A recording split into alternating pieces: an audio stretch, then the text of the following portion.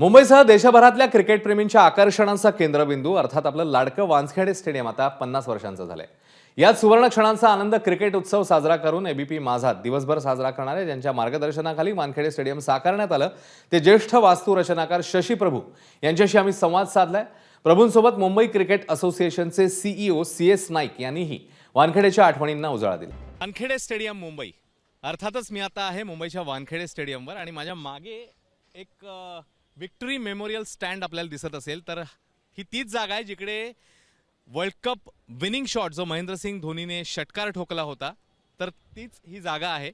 आणि खास आज औचित्य सांगायचं म्हणजे वानखेडे स्टेडियम अर्थातच आपल्याला सगळ्यांना माहिती आहे की सुवर्ण महोत्सवी सेलिब्रेशन चालू आहे आणि या निमित्ताने हे वानखेडे स्टेडियम ज्यांनी साकारलं ते शशी प्रभू सर आपल्यासोबत आहेत, वानखेडेचे शिल्पकार, आणि त्यासोबतच त्यांच्यासोबत इतकी सारी वर्ष कार्यरत असणारे इकडे आता जे CEO आहेत CS नाईक सर ते देखील आपल्यासोबत आहेत। या दोघांचंही स्वागत करूया आणि या सगळ्या प्रवासाबद्दल आपण त्याच्याकडनं जाणून घेणार आहोत। तुमच्या दोघांचंही एबीपी माझामध्ये स्वागत आणि खास एक आज मला वाटतं क्षण आहे तुमच्या दोघांसाठी देखील, कारण एखादं बाळ जसं मोठं होत असतं आणि मग ते मोठं झाल्यावर नाव कमावतं आणि खूप लोक त्याचं कौतुक करतात, तसं आता वानखेडे स्टेडियम 50 वर्षांचं हा सगळा प्रवास वानखेडे स्टेडियमचा। प्रभू सर, तुमच्याकडे मुळात हे वानखेडे स्टेडियम उभारायचं काम आलं कसं, कुठून आलं, तेव्हा तुम्ही किती वर्षाचे होता?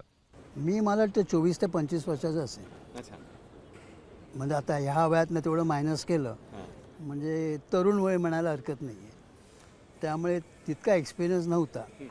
आणि मुख्य सांगायचं म्हणजे मला ह्या क्षेत्रामध्ये म्हणजे मी आर्किटेक्ट होतो पण माझं कॉलेज होतं पोदार आणि माझे प्रोफेसर होते चंदगडकर म्हणून प्रोफेसर होते इंग्लिशचे, आणि चंदगडकर हे सेक्रेटरी होते बॉम्बे क्रिकेट असोसिएशन, आता मुंबई झालं, आणि त्यांच्या डोक्यात होतं काहीतरी कोणतरी एक माझा विद्यार्थी आर्किटेक्ट पण झाला आहे आणि क्रिकेट खेळलेला आहे।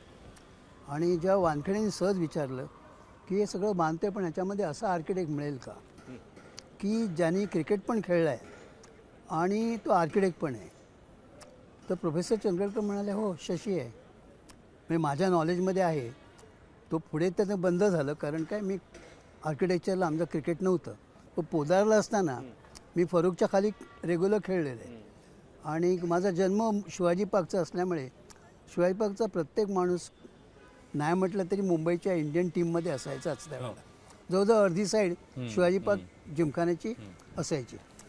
तर मला तिथून त्यांनी हे केलं म्हणजे प्रोफेसर चंदगडकरांनी वानखेडेंना सांगितलं। अच्छा, मला माहिती नाही वानखेडे साहेबांनी, आणि मला चंदगडकर वानखेडे साहेबांकडे घेऊन गेले आणि त्यांचं मोठं केबिन वगैरे, आणि मी लहान तसा, आणि एक 2 मिनटांनी वानखेडे साहेब म्हणाले प्रोफेसरांना की 5 मिनटं शशीला मोकळीक द्या, मला काहीतरी बोलायचं आहे। आता मी विचारात पडलो की काय बोलायचं आहे। मला म्हणे शशी नावाने हाक मारायचे ते, तू सांग एवढ्या लहान वयात तू हे कसं पेलवणार आहेस। वारा प्रश्न म्हणजे कठीण होता, वय लहान होतं माहिती आहे मला, अनुभव इतर होता म्हणजे सोसायटीच्या हाऊसिंग वगैरे करणं वगैरे, पण स्टेडियम हे नवीन होतं। तर मी सांगितलं मी याला अनुभव घ्यायचा आहे वगैरे। मला एक काम करा, जी स्टेडियम बांधलेत ती तुम्ही स्वतः जाऊन बघा। अच्छा, आणि स्वतः बघणं आणि करणं ह्याच्यामध्ये फरक असतो, त्यांच्या चुका तुम्ही रिपीट करू नका, तुम्ही त्या सुधारा। हे करून त्यांनी मग मला पाठवले इथे, आणि मला मनामध्ये सारखं तुम्ही कोणकोणत्या स्टेडियमची पाहणी केली तेव्हा? मी चिन्नस्वामी केलं आणि नंतर मी मद्रासला होता चेपॉक ते केलं। ही गोष्ट कुठल्या वर्षातली आहे सर? हे 69-70 मधली आहे, म्हणजे तेव्हा ऍक्च्युअली सुरुवात झाली। आणि जॉब आला आणि माझं ऑफिस इथे नव्हतं, रिगल सिनेमाच्या मागे होतं, पण मला कर्मधर्म संघाने या वानखेडेमध्येच एक खोली देण्यात आली। तेव्हा गरवाले क्लब हाऊस नव्हता, तर Bombay cricket association club house होतं, आणि त्या खोलीमध्ये आमचे 4-5 जण बसून आम्ही कामं केली। म्हणजे लागली स्टेडियममध्ये काय असेल तर त्या मुलांनी जायचं आणि अटेंड करायचं। आणि मग प्रत्यक्ष बांधणीला सुरुवात कोणत्या वर्षी झाली? माझ्या मते नाही जास्त 70 साली प्रत्यक्ष बांधणीला सुरुवात, फाउंडेशन, आणि मग पूर्ण स्टेडियम बांधून पूर्ण व्हायला किती कालावधी लागला? 74 साली कंप्लीट झालं। अच्छा 11 महिने आणि 23 दिवस, अच्छा प्रत्यक्ष सलग काम 11 महिने 23 11 दिवस 23 दिवसात पूर्ण झाला, रेकॉर्ड झाला. अच्छा अच्छा. आणि तो रेकॉर्ड आणि नोंदलेला आहे. किती जणांची टीम तुमची तेव्हा कार्यरत होती इकडे? माझ्या आर्किटेक्ट म्हणून काय ते 8-10 असतील. अच्छा माझ्याकडे मोठी काही आणि टीम बाकीची नव्हती. मॅन पॉवर जी होती ती किती होती मॅन अंदाजे? मग कॉन्ट्रॅक्टर जेव्हा आला, ह्याचा कॉन्ट्रॅक्टर मुख्य घेतलं तर बिलीमोऱ्या कन्स्ट्रक्शन कंपनी, अच्छा भेजी बिलीमोऱ्या म्हणून होता. आणि त्याची निवड अशा रीतीने झाली की पहिल्यांदा ज्यांनी कोट केलं होतं, म्हणजे आम्ही सुरुवात केली ती गरवारे क्लब हाऊस, त्या गरवारे नाव नव्हतं, BCAचं क्लब. आणि तो जॉब त्यावेळेला 3 आम्ही कोटेशन घेतली होती, म्हणजे टेंडर काढलं होतं. जसदनवाल्यांनी कोट केलं होतं, आणखी कॉन्ट्रॅक्टर आणि बिलीमोऱ्या होता. आणि हां शापूरजी पण होतं, शापूरजी म्हणजे म्हणून मला नाईक पाहिजे, काय वेळेला विसरायला होतं. शापूरजी पण होतं. आणि एक तिघांनी कोट का 4 तिघांनी कोट केलं. आणि त्यावेळेला 15 लाख किंमत होती. अच्छा म्हणजे आता 15 लाखाला किंमत पण नाही. तो 15 म्हणजे लाख 74 सालातले 15 लाख आहेत, 70 साल. 70 सालातले. ओके आणि ते देखील आमच्याकडे नव्हते. आणि त्यावेळेला कॉस्ट झाली जवळजवळ 1,80,00,000. बरं आता 1,80,00,000 उभं कसं करायचं? बॉम्बे क्रिकेट असोसिएशन त्यावेळेचं, त्यांच्याकडे एवढे पैसे नव्हते. मग बिलीमोरा स्वतः पुढे आला आणि त्याने सांगितलं, साहेब तुम्ही काळजी करू नका, मी तुम्हाला बिल डिस्काउंटिंग देतो सेंट्रल बँकेतनं. बरं बिल डिस्काउंटिंग काय असतं ते मला कल्पना नव्हती. म्हणजे आणि बिल टाकायचं, लागलीच ते त्याला मिळायचे पैसे त्याच्या सेंट्रल बँकेतनं, त्याचं काम व्हायचं आणि तो काम जलदगतीने करायचं, चालू करायचा. तोच बिलीमोऱ्या नंतर गेला, आता नाही आहेत. म्हणजे म्हणून मी म्हणतो की आता आठवणीला त्यावेळचं कोणी राहिलं नाही आहे. पॉली उमरीगर पण त्यांची ती आर्थिक मदत फार मोलाची होती. फार मोलाची होती त्यावेळेला. या स्टेडियमच्या बांधणीमधला सगळ्यात आव्हानात्मक टप्पा कोणता होता? चॅलेंजिंग टप्पा असा होता की मिळालेली जागा ही शिक्षण एज्युकेशन डिपार्टमेंटची होती. प्रत्यक्ष स्टेडियमसाठी किती जागा तेव्हा मिळाली होती? स्टेडियमसाठी आम्हाला जेमतेम 11 एकरमध्ये 12 एकरमध्ये सगळं बसवायचं होतं गणित, बरं इन्क्लुडिंग स्टँड. ओके आणि क्लब. क्लब म्हणजे काय काय होतं, मुंबई क्रिकेट असोसिएशनचं ऑफिस होतं ब्रेमॉन स्टेडियममध्ये. आणि ते फार म्हणजे वाईट परिस्थिती होतं, काळोखामध्ये होतं नॉर्थ स्टँडला. ते तिथून इथे पहिल्यांदा आणायचं, अच्छा हे वानखेडे साहेबांची कल्पना होती. तर पहिल्यांदा आम्ही क्लबचंच काम चालू केलं. तिथे ऑफिस म्हणून त्या शिफ्ट झाले. आणि पॉली उमरीगत सेक्रेटरी होते, दादाचंदजी होते ते ट्रेजरर होते, पॉली बेसाण्या म्हणून होते. हे सगळे जुने म्हणा, आता कोण राहत नाहीत.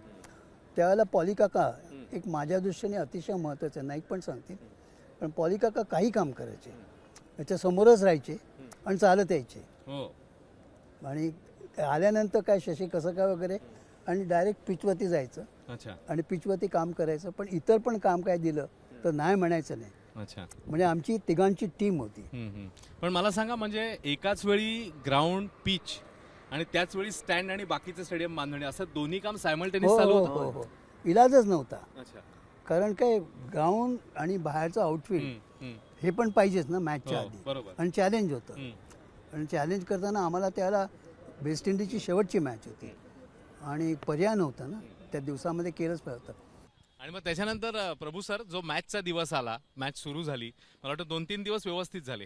हो, तिसऱ्या दिवशी जरा गोंधळ झाला. गोंधळ म्हणायला म्हणजे काय, मी आता डेलिब्रेट झाला का काय मला सांगता येत नाही. पण लॉईड्सचं सेंच्युरी झाली आणि बाबू टांगेवाला म्हणून पुण्याचा एक गृहस्थ होता, आता आहे की नाही मला माहिती नाही. आणि बाबू टांगे 100 कोणाचेही होऊ दे, बाबू टांगेवाला हार घेऊन यायचा आणि त्या प्लेयरच्या गळ्यात घालून घालायचा.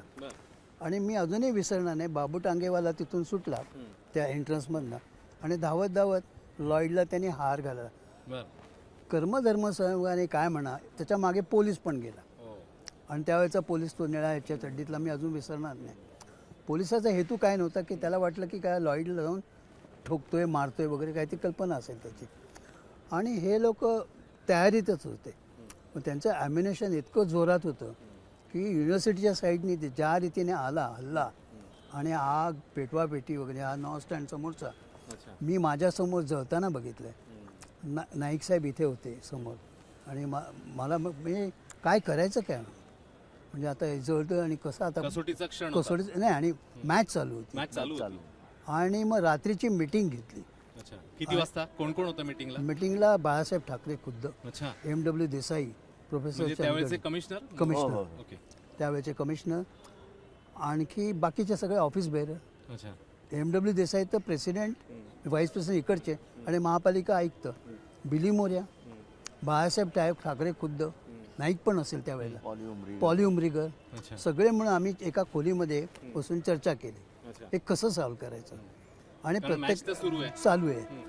तर मग प्रत्येकाने चॅलेंज घेतलं की आम्ही करणार. तर बिली मोर्या म्हणाला माझ्याकडनं तुम्हाला 1000 ते 2000 लोक मी देतो. अच्छा, त्या हो, रात्री, त्या एका हो रात्री? हो हो हो हो. मग त्याच्यावरती उठून मग MW देसाई म्हणजे माझ्याकडे कमी केवढे मी पण देतो. असं प्रत्येकाने पुढाकार घेतला. त्यावेळेला जिद्द एवढीच होती. लॉईडला ते जाऊन त्या हॉटेलमध्ये विचारलं की एक दिवस आम्हाला रेस्ट देशील का. रेस्ट दे होता पूर्वी 5 दिवसामध्ये. तो म्हणाला नाही, एक प्रेक्षक असू दे किंवा नसू दे, मी खेळणार म्हणजे खेळणार. त्याचा नकार इथे कळल्यानंतर आमची धावपळ सुरू झाली. पुढे काय करायचं म्हणजे ठरवलंच होतं. त्या रात्रीपासून कामच करायचं. अच्छा. तू कामाला लाग, अमका कामाला तमकं कर. मग ओव्हरनाईट पूर्ण काम केलं तुम्ही? ओव्हरनाईट म्हणजे मी जवळजवळ 5-5:30 पर्यंत काम केलं. रात्री किती 9-10 वाजल्यापासून? हो, 9-10 पासून. अच्छा. सकाळी फक्त आंघोळीला गेलो, आंघोळ करायला पाहिजे म्हणून, बरं. आणि 8:30ला परत इथे आलो आहे स्टेडियमवर. आणि तेव्हा स्टेडियम रेडी पोझिशन मध्ये होतं? Ready position. कारण काय झालं होतं, मॅच खेळल्यामुळे प्रत्येक प्रेक्षकाला त्याची सीट आणि आईल, मी आता बघितलं तर प्रत्येक आईल आहे, त्या सीटवरती जाऊन त्याला बसायचं होतं. बरोबर. आणि जे जळलं होतं तिथे नंबर पण घालायचे होते. सीट रिपेअरिंग होतच, प्लस नंबर घाला. हो, हे हे सगळं तुम्ही सगळं. 7-8 तासात केलं? हो, 8-10 तासामध्ये रात्रभर बसून ते केलं. आपल्याला शुभेच्छा या स्टेडियमच्या या क्षणाच्या निमित्ताने. आठवण आली की आज आम्हाला दोघांना जर रेकग्नायझेशन केलं असेल ना तर वानखेडे स्टेट, मुंबई क्रिकेट असोसिएशनने आज आम्हाला रेकग्नाइज केलं. नाहीतर सर मी एक छोटासा गाव बनून आलेला होता, गरीब परिस्थिती. त्याला मला वाटतं त्यांना डोळ्यातलं भरून पाणी आले येतं, भरून आणि आलं. त्यांच्या डोळ्यामध्ये दिसतंय. तर हेच नातं आहे क्रिकेटशी, हेच नातं आहे स्टेडियमशी, आणि हे नातं आणखी घट्ट होत राहो या शुभेच्छेसह या संवादामध्ये इकडे थांबूया. आपल्या दोघांचेही मनापासून आभार आमच्याशी संवाद साधल्याबद्दल. कॅमेरा पर्सन अजितसह अश्विन बापट, ABP माझा, वानखेडे स्टेडियम, मुंबई.